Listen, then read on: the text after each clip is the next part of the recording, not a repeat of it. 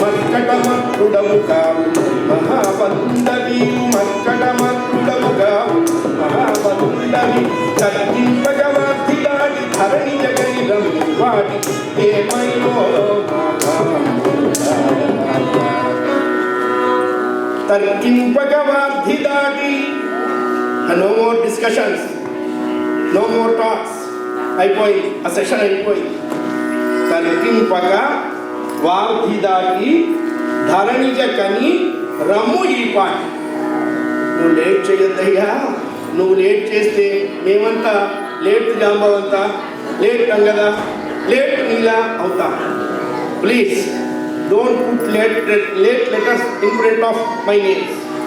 నువ్వు పరిగాలిసిన నేను ఏం చేస్తాను అని అడిగాడు. నువ్వు అన్నీ చేస్తావు, మహర్షుల శాపం వల్ల నీ శక్తి నువ్వు మర్చిపోయినావని ఆయన శక్తిని ఆయనకు గుర్తు చేశారండి. చేస్తే ఎలా ఉన్నారు స్వామివారు అన్నారు. అక్కడ చిన్న బండ మీద కూర్చున్నాడు ఆయన. కూర్చున్నవాడు బండ మీద లేచాడు, నిలబడ్డాడు, రెండు చేతులు ఇట్లా నడుముకు పెట్టుకున్నాడు, కాళ్ళు బండకి తొక్కిచ్చి నిలబడ్డాడు. నిదానంగా పెరగడం మొదలుపెట్టాడు. పెరిగాడు పెరిగాడు పెరిగాడు పెరిగాడు పెరిగాడు పెరిగాడు పెరిగాడు పెరిగాడు పెరిగాడు. ఎంతవరకు పెరిగారు అన్నారు. చుక్కలు తల పూలుగా అకజముఖమేను పెంచి అంబర వీధి, చుక్కలు తల పూలుగా. ఆంజనేయ స్వామి పెరిగితే ఇంకొంచెం తలెత్తితే ఆకాశం చిల్లిపడేట్టుగా ఉంది. ఆకాశంలో ఉన్న నక్షత్రాలన్నీ స్వామివారు తల్లో పెట్టుకున్న మల్లెపూల్లాగా మెరుస్తున్నాయి. కళ్ళు ఎలా ఉన్నాయన్నారు. మంచి ఎరుపెక్కినటువంటి నిప్పు కణికలు ఎలా ఉంటాయో అలా ఉన్నాయి. ఆ కళ్ళు కూడా కను చివరను చెవులకి తగులుతూ ఉన్నాయి. అంత దీర్ఘనేత్రాలు. మహేంద్రగిరి అనేటువంటి పర్వతం మీద అలా స్వామివారు కాలు పెట్టారు. ఆ పర్వతం ఎలా ఉంది? పిల్లలు కట్టుకునే ఇసుక గూడులాగా ఉంది. ఆయన కాలు పెట్టారు. తాతయ్య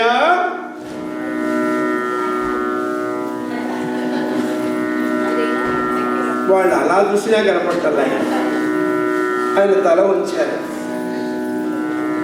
సీతమ్మ వారిని చూస్తాను తాతయ్య, రాముడి కరుణ చేత మాత్రమే. ఎవడైనా ఎదురొస్తే వాడిని యముడి ఇంటికి పంపిస్తా, మీరు అనుమతిస్తే నేను ప్రయాణం కొనసాగిస్తా అన్నాడు. జయోస్తు జయోస్తు జయోస్తు జయోస్తు అన్నారు. ఒక్కసారి ఈయన సర్వశక్తులు కేంద్రీకరించుకున్నాడు. పాదంలోకి శక్తులన్నీ బలిష్టంగా తీసుకొని గడ గడ గడ గడ గడ గడ గడ గడ ఉనికిపోయింది పర్వతం. బయలుదేరారు స్వామివారు. ఇక్కడ చెప్తారు. తతో రావణ నీతాయ సీతాయ శత్రుకర్షణ ఈయేష పదమన్వేష్టం చారణాచరితే పది. చారణులు వెళ్ళే మార్గంలో వెళుతున్నారు స్వామివారు. అంటే హను మార్గము అంటారు. హను అంటే అర్థమే ఉంటున్నారు, జ్ఞానము అన్నారు. జ్ఞాన మార్గంలో ప్రయాణం చేస్తున్నారు. ఎందుకు జ్ఞాన మార్గంలో ప్రయాణం చేస్తున్నారు అంటే, ఇంత జ్ఞానానికి మూలభూతమైనటువంటి ఆ తల్లిని చూడాలి అంటే ఈ మార్గంలోనే వెళ్ళాలి. అది ఆ మార్గంలో ప్రయాణం చేస్తున్నారు. పర్వతాలన్నీ వణికిపోయినాయి. మైనాకుడు అనేటువంటి వాడిని ఇక్కడే ముగ్గురిని 3 రకాలుగా ఎదుర్కొన్నాడు స్వామివారు. సాత్వికము, రాజసము, తామసము. సాత్విక అహంకారంతో మైనాకుడు ఎదురొచ్చాడు. నా దగ్గర రెస్ట్ తీసుకోండి, కాసేపు ఉండండి, మేము మీకు మంచి బ్రేక్ఫాస్ట్ ఇస్తాం. సరే కానివ్వండి. అలా అంబాసిడర్గా వెళుతున్న వాడి దృష్టి అంతా డెస్టినేషన్ మీదే ఉండాలి. విఐపీ లాంజెస్లో, బ్రేక్ఫాస్ట్లో, స్నాక్లో ఉండకూడదు. ఇంకా వాడు స్నేక్ అవుతాడు, దాంతో పంపించిన వాడు షేక్ అవుతాడు. సున్నితంగా తిరస్కరించారు మైనాకుడు. తర్వాత సురస వచ్చింది, ఆవిడ రాజసానికి ప్రతీక. ఆవిడ్ని తెలివితో నిరోధించారు. తర్వాత సింహిక వచ్చింది, అది అహంకారానికి ప్రతీక. దాన్ని బలంతో నిరోధించారు. చూడండి, సత్వగుణంతో ఒకళ్ళని, తెలివితో ఒకళ్ళని, బలంతో ఒకళ్ళని. అందుకనే ఆయన బుద్ధిర్బలం యశోధైర్యం నిర్భయత్వ మనోగత అని చెప్పారు. అలా ముగ్గురిని చేసి సువేలాద్రి అనే పర్వతం మీద నుంచి అర్ధరాత్రి సమయంలో లంకకి వెళ్ళి సీతమ్మ వారిని వెతుకుతారు. లంకిడికి మోక్షం ఇస్తారు. సీతమ్మ వారిని వెతికితే చివరికి సింసుపా వృక్షం కింద సీతమ్మ వారు కనపడ్డది. రావణుడు మాట్లాడిన మాటలు తట్టుకోలేక ఆ తల్లి ఉరిపోసుకోబోతున్నది. ఈయన చెట్టు మీదకెక్కి ఓ మంచి మాట మాట్లాడాడు. హిందీలో మాట్లాడా, సంస్కృతంలో మాట్లాడా. ఏ లాంగ్వేజ్ యూజ్ చేశాడు అంటే సీతమ్మ వారి పుట్టింటి భాష వాడాడండి, మైథిలీ భాష. తెలివితేటలో చూడండి. ఆ మైథిలీ భాష కూడా రోజు మిథిలానగరం నుంచి అయోధ్య వచ్చేటువంటి వాళ్ళు మాట్లాడుకునేది గోడక దగ్గర వినపడుతూ ఉండేది. ఆ భాషే మాట్లాడారు. తొందరగా రికగ్నైజ్ చేస్తుంది. కానీ మంచి విషయం చెప్పారు. ద్వారపాలుర మరల దరిదీయు కృపయో. సుసుపా వృక్షం కింద కొమ్మల మధ్య పగడాల ముద్ద వంటి మూతితో ఆ తలకాయ కిందకి పెట్టి అమ్మవారు ఉరిపోసుకోకుండా ఆపుతూ రామ కథని గానం చేస్తున్నాడు ఆంజనేయ స్వామి. ఆశ్చర్యపడ్డది. వ్యక్తి కనపడటం లేదు, మాట వినపడుతుంది, ఎక్కడ అని చూసింది. ఈయన కొమ్మల చాటులోనే ఉన్నాడు. దరిదీయు కృపయో ధరలోన ధర్మం నెలకొల్పు నెపమో.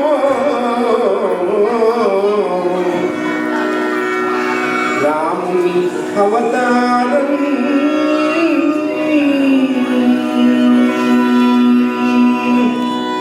రాముని అవతారం నవికుల సోముని అవతారం.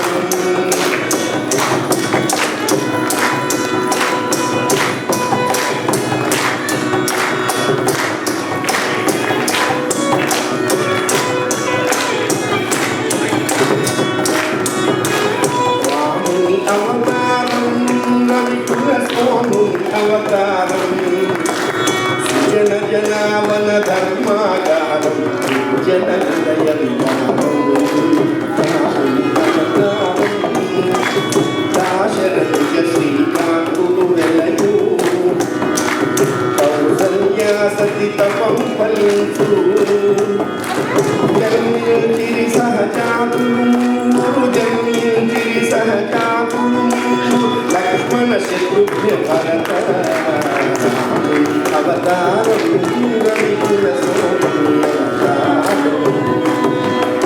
రామకథ యావత్తు చెప్పాడు. కిందకి దిగాడు. ఆవిడ భయపడ్డది. ఉంగరం ఇచ్చాడు, గుర్తుపట్టింది, చూడామని ఇచ్చింది. అమ్మా వెళ్ళొస్తానన్నాడు. అప్పుడే వెళతావా అంది. అల్పశేషమిదం కార్యం, చిన్న పని మిగిలిందమ్మా. రిజట చెప్పింది, ఓ కోతి వస్తుంది, సీతతో మాట్లాడుతుంది, ఏదో గెట్ టుగెదర్ కాన్వకేషన్ జరుగుతుంది. వెళుతూ వెళుతూ ఆ కోతి తగలేసి వెళ్తుంది లంక అని చెప్పింది. మరి మిగిలిందిగా దానికి వచ్చిన కళ సక్సెస్ అయ్యాలిగా. అశోకవనం మొత్తం ధ్వంసం చేశాడు స్వామివారు. 1000 మందిని పంపించాడు రావణాసురుడు. 999 టికెట్లు చించాడు. ఒక్కడు ఉంచాడు. వాడు భయంతో చస్తున్నాడు. అటు ఇటు తిరుగుతున్నాడు. అట్లా తిరుగుతున్నా లేదండి, మేము 1000 మంది వచ్చాము, మీరు 999 మందిని పంపించారు, నన్ను ఒక్కడిని ఎందుకు వచ్చారు అన్నాడు. ఇంతమంది చచ్చారు అని చెప్పి లెక్క చెప్పడానికి రా. ఓ మహాప్రభు రావణ, అక్కడ మంచి క్లర్క్ వచ్చాడు, అసలు రెడ్ టేబుల్ లేదు, ఇమీడియట్ డిస్పాచ్ చేస్తున్నాడు. అయ్యా ఎంత అప్లికేషన్ అయింది, మీదే ఆలస్యం, ఇటు వస్తే అటు వెళ్తున్నా. చాలా మందిని చంపి ఇంద్రజిత్తు చేత బంధింపబడి పెద్ద పెద్ద తాళ్లతో కట్టి రావణాసురుడి దగ్గరికి వెళితే రావణాసురుడికి బుద్ధి చెప్పారండి స్వామి గారు. పరిగసించకెంతయు బాలకు బలమనియల్చకు సరిమెదని కొక్క దెబ్బ సప్పునది నీ అబ్బ. అంతే కదా, ఒక్క దెబ్బ కొట్టారనుకో మీ అబ్బ దిగుతాడు రా. ఎవరనుకున్నావురా సీతని? యవతను కొంటివి సీతను ఈ జగములకెల్లమాత దవిలి దివ్యమంటూ మిడత దారి వైతి వీవడత. అగ్నిలో పడే మిడతలాగా ఎందుకు నాశనం అవుతావు రావణప్ప అన్నాడు. వాడికి ఒళ్ళు మండింది. వీడిని చంపండి అన్నయ్య, చంపకూడదు, ఏదో పని చేసి పంపండి అన్నాడు భీషణుడు. కోతికి తోక ముఖ్యం కాబట్టి దానికి నిప్పు పెట్టండి అన్నాడు. ఆయన కూడా కాల్చి కూర్చున్నాడు. త్రిజట చెప్పనే చెప్పింది, ఓ కోతి వస్తాడు, వాడు కాలుస్తాడు అంది. నేను ఎట్లా డిస్ట్రాయ్ చేద్దాం అనుకుంటున్నాను, వేలు దొరికింది. ఆయన తోక పెంచుతూ ఉన్నాడు. ఇక్కడే చెప్తారు, రామభక్తులకు ఆలవాలమా వాలము, రామభక్తి విహీనులకు కాలమా వాలము అని చెప్పారు. అది పెరిగింది. గుడ్డలు దుప్పారు. సౌదీ అరేబియాని అప్పటికి ఆయిల్ అంతా తెచ్చారు, మొత్తానికి పూసారు. ఎవడో తొందరపడి నిప్పండించారు. ఇనాగరేషన్ అంటే చాలామంది ముందర ఉంటారు ఇనాగరేషన్. ఆయన బయలుదేరాడు. ఇట్లా పట్టుకున్నారు. ఇక్కడ శ్లోకం చెప్తారు, జయత్యతి బలో రామో లక్ష్మణస్య మహాబల రాజా జయతి సుగ్రీవో రాఘవేణాభిపాలిత. సుందరకాండలో 2 జీవ శ్లోకాలు చెప్పారు. నమోస్తు రామాయ సలక్ష్మణాయ దేవ్యై చ తస్యై జనకాత్మజాయై నమోస్తు రుద్రేంద్ర యమాన్యేభ్యో నమోస్తు చంద్రార్క మరుద్గలేభ్యః. ఒకటి జయత్యతి బలో రామో లక్ష్మణస్య మహాబల. ఈ శ్లోకం అన్నాడో లేదో ఎగిరాడండి. ఆ పక్కనే అగ్నిదేవుడు ఉన్నాడు. నాయన, మీ నాన్న నేను బెస్ట్ కలీగ్స్ రా, పక్క టేబుల్లే, ఒక అండర్స్టాండింగ్తో పనిచేస్తాం. నువ్వు కష్టపడవాక నాయన, మీ నాన్న నేను చూసుకుంటాం, నువ్వు ఒక్క ఇల్లంటి ఇచ్చు, 100 మేము తగ్గుకుంటాం అంతే. ఒక్క ఇల్లంటి ఇచ్చాడని నిజంగా ఆంజనేయ స్వామి తగలేశాడా అన్నారు. సీతమ్మ వారి క్రోధాగ్ని లంకను దహించింది అన్నారు. సరే, తోక తగిలి అయింది, మొత్తం నాశనం చేశాడు, ముంచుకున్నాడు. అమ్మవారికి దండం పెట్టాడు. కాల్చా వెంటి నాయన రిజల్ట్ చెప్పిందమ్మా, అది చేయకపోతే బాగుందని చేశాడు అని చెప్పి మళ్ళీ ఆ పర్వతం మీద ఎక్కి కాకపెడితే జాంబవంతుడు సగం దూరం వచ్చి ఆంజనేయ స్వామిని చెయ్యిచ్చి వెళ్ళాడు. సముద్రం దాటి ఉతలకు వచ్చారు. ఇక్కడ అంబాసిడర్ లక్షణం ఏంటంటే వాళ్ళకి ఎంత చెప్పాలో అంతే చెప్పారు. వీళ్ళంతా బయలుదేరారు, వస్తున్నారు. ఈ వెనకాలన్న బ్యాచ్ ఆంజనేయ ఏంట్రా మరి ఇంత ప్రోగ్రామ్ సక్సెస్ చేసుకొచ్చాను, రాత్రి ఏం లేదా గ్రాండ్ ఫినాలి, నువ్వు నీతో వచ్చిన ఎంటీ మైండెడ్గా వెళ్ళాలా ఏం లేదా ఏమిట్రా అన్న. ఇక్కడ సుగ్రీవుడి మేనమా ఉన్నాడు, వాడు తేనె పట్టును తోటలు పెట్టాడు, మేము ఎప్పుడు వెళ్ళినా కొడుతున్నాడు, ఇప్పుడు వాడిని కొట్టి తేనె పట్టు పట్టి బాగా తాగి సక్సెస్ చేస్తాం ప్రోగ్రామ్ అన్నారు. ఎలా మీరు ఎందుకు వచ్చారా అని అడిగాడు రామ్మోహన్. మరి అందుకపోతే ఎందుకు వస్తారు? ఈ వెనకాల వచ్చే మందంతా అందుకే వస్తారు, హాఫ్కో కార్నర్కో ఫుల్కో, ఏమీ లేకపోతే నిండుకో. సరే చావండి అన్నాడు అగ్గదు.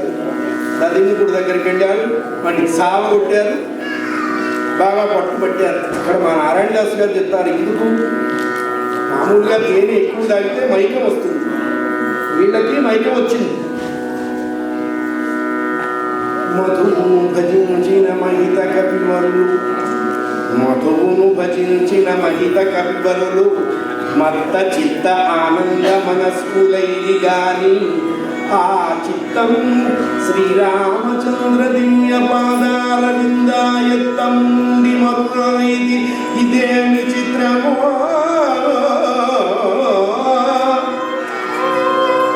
అంత తేనె తాగినా, అంత తూలుతున్నా రాముణ్ణి మర్చిపోలేదు. అది వాళ్ళ గొప్పతనం. బాగా పూర్తిగా లోడైనారు. వాళ్ళల్లో వాడికి పాట వచ్చింది, వాడు తొందరగా ఆపరు, ఎందుకంటే ఆ లక్షణం అలాగే. బాగా రామనామం చేస్తున్నారు. ఏమంటున్నారు?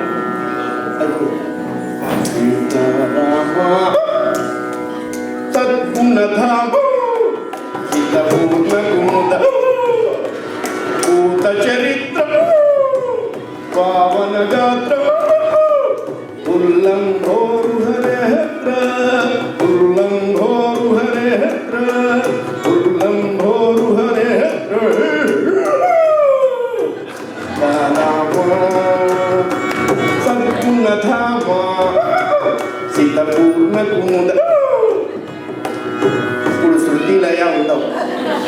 పర్లేరు శృతిలయంలో ఉంటారు మనం ఎక్కడ ఉంటాం. ఇలా పాడుతూ వెళ్ళారు. సుగ్రీవుడి దగ్గరకు వచ్చేటప్పటికల్లా అందరూ గెట్ బ్యాక్ అయినారు. హనుమంతుడు ఒక్కడు ఎదుకెళ్ళారు. రామచంద్రమూర్తి 4 ప్రాణాలు పోయి ఉన్నారు. ఏం చెప్తాడో దూత ఏం చెప్పాలో అదే చెప్పాడండి. కంటిన్ సీతను లంకలోన నీకై బ్రతికున్నది రామచంద్ర.